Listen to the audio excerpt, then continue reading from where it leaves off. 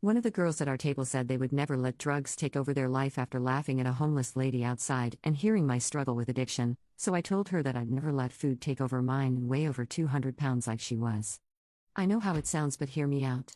I, 25F, was at a dinner out with a group of 6 girls all around my age. I grew up with and am really close with 3 of the girls. I didn't know the other 2 very well, but they were close with my close friends. They all went to college together. We were eating at a nice restaurant downtown in the city. Our table was up against a window and a homeless woman approached the window and was obviously on something or mentally ill. She waved at us and was saying something we couldn't hear over the noise inside. Everyone just looked at each other, giggled, and ignored her. It was pretty chilly out and she looked cold. I got up and met her outside and handed her a couple of bucks and wished her well. When I got back to the table, one of the girls I didn't know that well, I'll call her Emily, said, "Who just lets drugs take over their life? I would just never let myself get like that." I was fuming. I paused and looked at her. For some backstory, Emily is the heaviest girl in the group. We are all different body types. I am not skinny, she is plus-sized. Also, I am a recovering drug addict. My brother was also an addict and experienced homelessness at some point. He passed away of an OD when I was 17. My family is full of addicts. I continued down that path and addiction had me in its grips.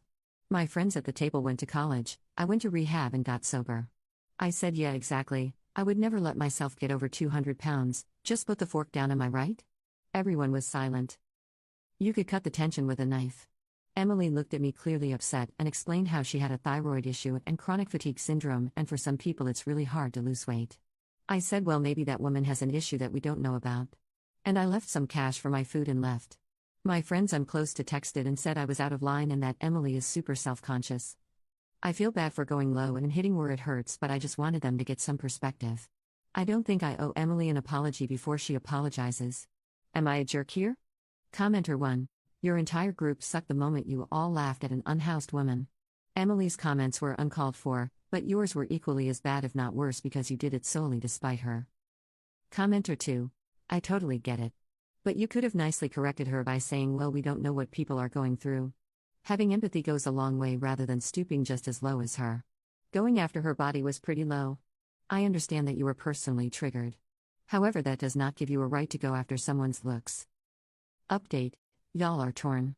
Thank you some for the honesty and some for the kind words. Update. I asked Emily for a coffee this morning to apologize. We met and I started off with saying I was sorry for making it personal and making a comment about her appearance, and I would be really hurt if someone did that to me.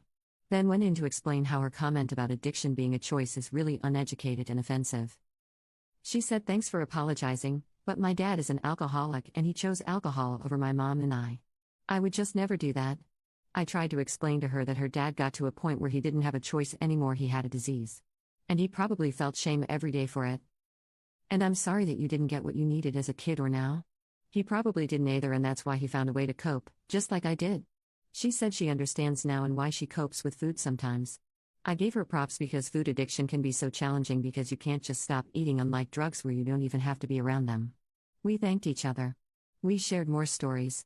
We will remain friends and try to connect more. Thanks, folks. Commenter 1. Everyone in this story needs a lesson in empathy. Commenter 2. Apologizing and then immediately pivoting to invalidating is wild.